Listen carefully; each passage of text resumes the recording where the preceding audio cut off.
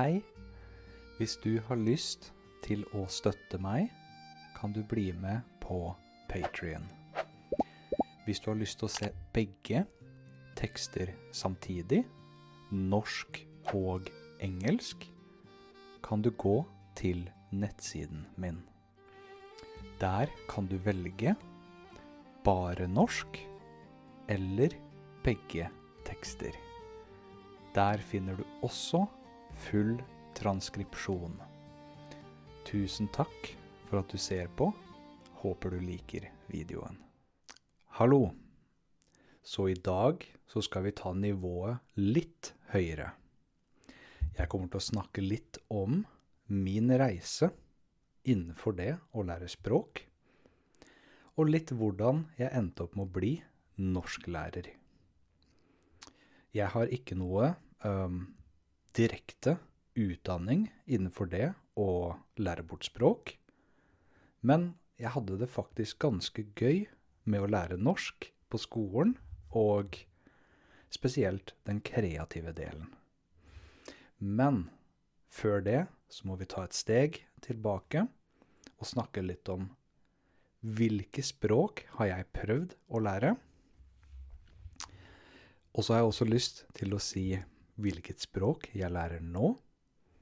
Det er det kanskje flere av dere som har fått med dere at jeg holder på med japansk, men det kommer vi til senere. Så.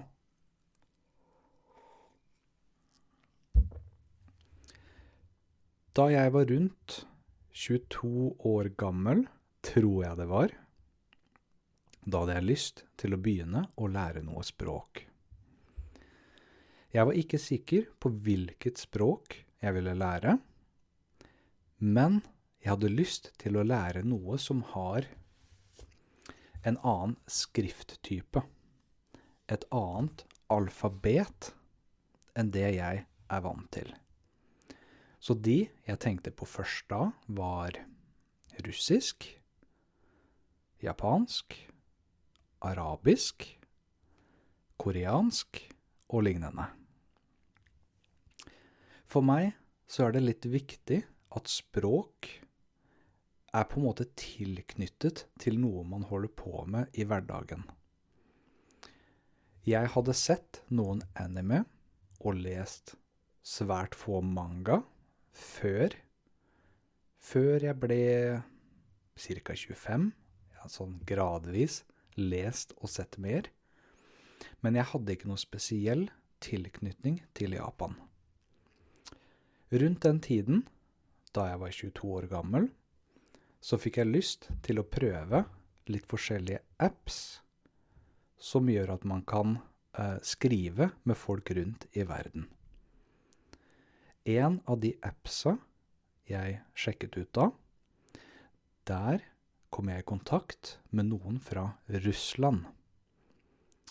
Og vi er fortsatt venner på nett til denne dag, og vi skriver en sjelden gang til hverandre.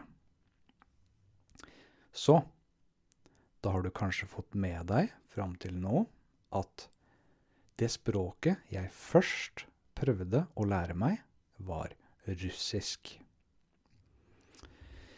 I den boksen bak meg der så har jeg en bok på russisk. Dessverre kom jeg ikke noe lenger enn ca. 2 måneder inn i å lære språket, fordi jeg lærte meg så vidt alfabetet, og så følte jeg ikke helt energien eller motivasjonen til å fortsette. Men det var veldig gøy. Jeg har hatt lyst til å lære språk lenge, og det ga meg en smakebit på det å lære en annen skrifttype eller alfabet. Så det hjalp å få en liten fot innenfor det å lære russisk da jeg hadde en språkvenn fra Russland. Men jeg fortsatte jo ikke. Kort tid etterpå så tenkte jeg på, det noe annet språk jeg skal prøve meg på, kanskje? Da, på den tiden, så jobbet jeg i butikk og var stengeansvarlig i butikken. På veldig mange av skiftene mine i butikken så jobbet jeg sammen med en fra Syria. Og han var en veldig, veldig koselig fyr. Så, da, siden han ifra Syria, så kunne jeg øve litt arabisk. Så jeg spurte han innimellom, mens vi jobbet, plasserte ting i hylla, så spurte jeg han om forskjellige ord. Og litt på fritiden så tok jeg og prøvde Duolingo og litt lignende. Så jeg begynte å kunne alfabetet lite grann, men ikke nok til at jeg kunne lese. Så det tok meg kanskje et par måneder, og så ga jeg dessverre opp på det også. Og da var jeg, jeg tror det var rundt 22 år gammel, men dessverre husker jeg ikke nøyaktig om det var 22, om det var 23, 24, 25, eller om det var litt av og på opp gjennom årene. Mest sannsynlig det siste. Så etter hvert så gikk da årene, og jeg har fortsatt tenkt på at jeg har lyst til å lære noe språk. Og da endte jeg opp med å etter hvert tenke at kanskje jeg skal prøve japansk. Så, bare for å vise det igjen, dette japansk. Det begynte jeg å se litt grann på gjennom Duolingo i sommer 2024. Sommer 2024. Da tittet jeg litt på hvordan bokstavene skrives og litt sånn, men jeg tok kanskje 5 minutter om dagen bare for å sjekke ut om det et språk jeg har lyst til å lære meg. Først, når vi kom til januar 2025, så det rett over 1 år siden, da bestemte jeg meg for å faktisk lære japansk. Jeg synes det veldig morsomt med det at japansk har 3 skrifttyper. Så disse kalles jo hiragana, og her har vi en kanji. Kanji de som veldig vanskelig å lære seg.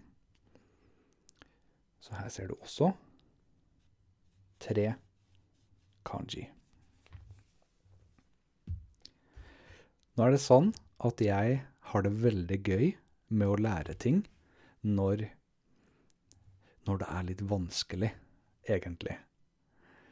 Så det først når jeg sjekket ut kanji at jeg synes det var veldig gøy med japansk. Nå har det gått litt over 1 år, og jeg fortsetter med det, og har det fortsatt veldig gøy. Kanskje til og med mer og mer gøy ettersom tiden går. Så i japansk nå, så har jeg har kommet på det nivået hvor jeg kan lese litt enkle tekster. Så her da for eksempel nivået som jeg kan lese på nå.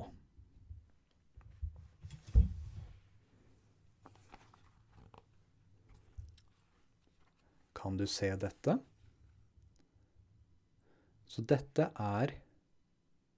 teksten.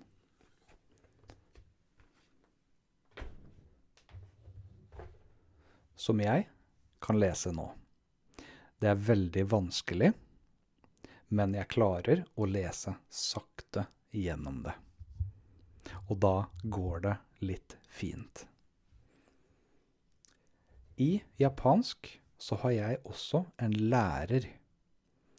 Jeg har en lærer gjennom plattformen Preply, og jeg har timer 2 ganger i uka. En på lørdag og en på søndag. Noen ganger mellom kapitler i boka Minna no Nihongo så gjør jeg lekser. Dette er litt av leksene mine.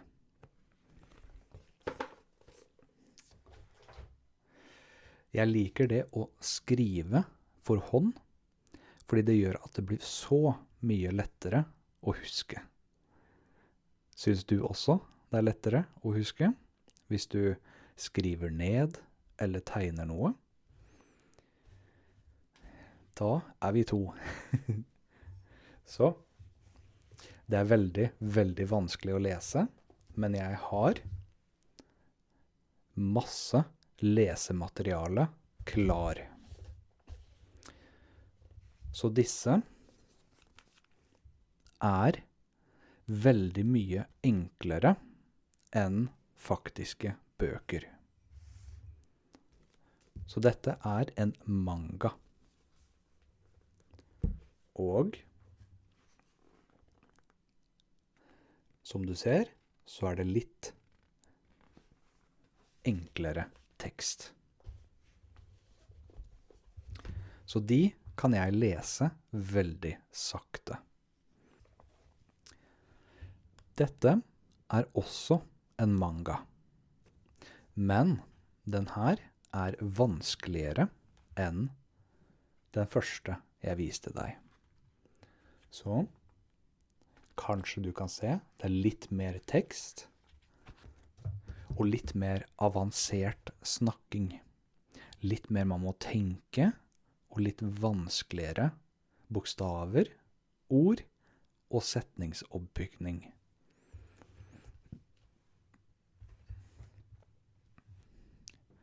Så det var litt om hvordan jeg har lært japansk fram til nå. For 3 uker siden, cirka, så klarte jeg eksamen i japansk, den første. For det teller fra 5 til 4, til 3, til 2 og 2, til 1, og 1 er profesjonell. Jeg startet på 5. Så jeg tenker at neste desember skal jeg prøve 4. N4, som det kalles. Gjennom det å lære japansk, så fant jeg ut om comprehensible input. Og det er slik jeg fikk lyst til å prøve å lage det i norsk. Derfor har jeg nå startet YouTube-kanalen, og jeg synes det er veldig morsomt å lære bort norsk gjennom kreative videoer. Denne videoen er jo litt vanskeligere enn de andre, men jeg håper det fortsatt er morsomt å høre på. Kanskje du forstår noe, kanskje ikke, men uansett så håper jeg du har hatt det gøy. Så det var litt om språkreisen min, hva jeg har lært, og hva som førte til at jeg startet YouTube-kanalen min. Jeg håper du har hatt det morsomt, og så ses vi i neste video. Ha det bra.